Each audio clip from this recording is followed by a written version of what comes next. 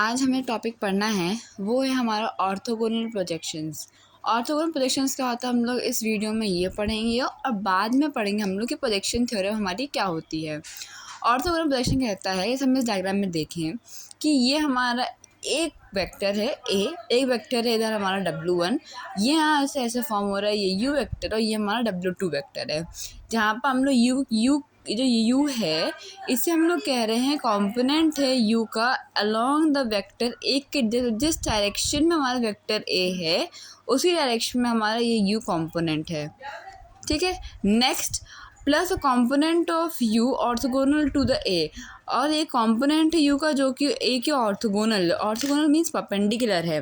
तो इस डायग्राम में हमने देखिए ऑर्थोगोनल प्रोजेक्शंस क्या होता है, वो ये होता है कि भाई U पहली बात तो होता है component of U along the vector a plus the component of U which is orthogonal to the a. W1 which we can see here is a component of U along the U, and W2 is this U1 minus W1 is the W2 which is component of U is orthogonal to the A. Now if we add both, which is W1 plus W2, that is component of U along the A and the component of U which is orthogonal to A, W1 plus W2 equal W1 को हम लोग put करेंगे W1 और W2 को हम लोग put करेंगे U1 minus W1. By solving this we get this U. This is the orthogonal projection U which we obtained, which is the component of U along the A plus the component of U orthogonal to A. Next we come to the topic which is orthogonal projection. अब projection theorem क्या होती है? Projection theorem पढ़ने से पहले जानते हैं इसका स्टेटमेंट क्या है। प्रोजेक्शन थ्योरम कहता है कि if U and A are the vectors in Rn and if A equal to 0 then U can be expressed in exactly one way in the form of U which is equal to W1 plus W2, where W1 is a scalar multiple of A and W2 is orthogonal to A. W1 हमारा scalar multiple होगा A का, W2 हमारा जो होगा वो orthogonal होगा हमारे A के। अब in this diagram we can see there is W1 drawn, W2, U and A, and in the orthogonal projection हमें पता है कि W1 क्या है, U क्या है, A क्या और W2 क्या है। लेकिन फिर ये बताते हैं कि हमें पता है W1 एक स्केलर मल्टीपल है A का।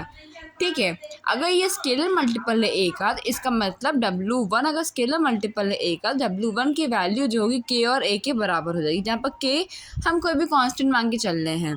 ठीक है, उसके बाद हमारा टारगेट क्या, हमारा टारगेट है कि हमें फाइंड करना है K की वैल्यू और W2 की वैल्यू।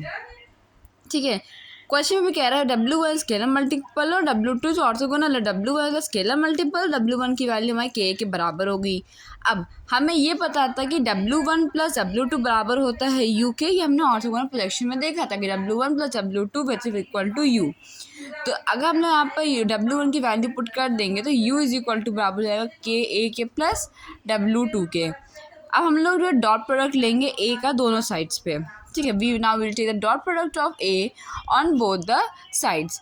तो ये लेंगे तो U dot A is equal to K dot A dot plus W dot two A। Since W2 हमारा ऑर्थोगोनल है, W2 हमारा ऑर्थोगोनल है A का, इसका मतलब W2 परपेंडिकुलर है हमारा A का, और डॉट प्रोडक्ट जो है परपेंडिकुलर का वो होता है 0, तो इसीलिए W2 डॉट A की वैल्यू हमारी आ जाएगी 0। हमारे पास क्या बचेगा, K A डॉट A कितना आ जाएगा, K और A का होल स्क्वायर। यहाँ पर U डॉट A बराबर क्या हो गया, यहाँ से हम लोगों का टारगेट क्या था, K फाइंड करना था, W2 फाइंड करना था। यहाँ पर हम लोग वैल्यू इवैल्यूएट करेंगे तो K की वैल्यू हमारे इससे आ जाएगी क्या, U dot A upon A का स्क्वायर। अब इक्वेशन 1 क्या थी हमारी, W इज इक्वल टू हमारी थी K A की वैल्यू बराबर, तो W1 K A की वैल्यू बराबर थी, इस K की वैल्यू हम यहाँ पर पुट कर दें तो W1 इक्वल टू हो जाएगा तो U डॉट A हो जाएगा, जो कि यहाँ पर K की वैल्यू थी और A की वैल्यू थी। W1 is called the orthogonal projection of U along the A। उसके बाद नेक्स्ट हमारा जाएगा W1। अब W1 क्या है हमारा, W1 प्रोजेक्शन है A का, ठीक है, which is equal to K A, तो उसकी वैल्यू तो ये हो गई। और W2 कैसे निकलेगा हमारा, हमें पता है कि W1 प्लस W2 की वैल्यू होती है U के बराबर, तो W2 हमारा हो जाएगा U minus W1 which is equal to U minus projection of A along the U, तो ये हमारा W2 की वैल्यू आ जाएगी। तो ये हमारी प्रोजेक्शन थ्योरम थी जो कि कहती है कि if U and A are the vectors of Rn, and if A equal to 0, then U can be expressed in exactly one way in the form of U, which is equal to W1 plus W2, where W1 is the scalar multiple of n, W2 is orthogonal of A. Thank you.